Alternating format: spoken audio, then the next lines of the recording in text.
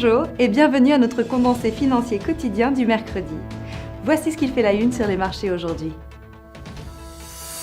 La livre sterling a affiché de légères baisses lors de la session de lundi, car l'indice Rightmove de l'immobilier en Grande-Bretagne a perdu 2,6%, marquant son quatrième déclin en 5 mois. L'euro était en légère hausse en début de semaine, car les marchés digéraient des emplois américains assez moyens.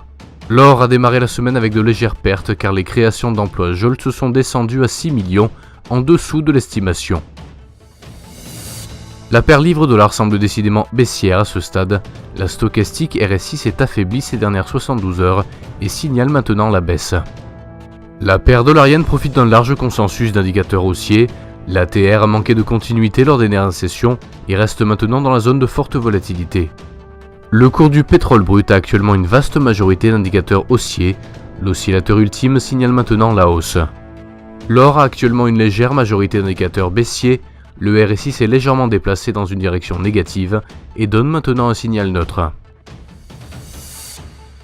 L'indice des prix à la consommation aux États-Unis sera publié à 13h30 GMT, la production industrielle de la zone euro à 10h GMT, les investissements étrangers dans les actions japonaises à 23h50 GMT, l'indice des prix à la consommation harmonisé en Allemagne à 7h GMT, l'évolution du nombre de chômeurs en Grande-Bretagne à 9h30 GMT, et la décision de la Fed sur les taux d'intérêt aux États-Unis à 19h GMT.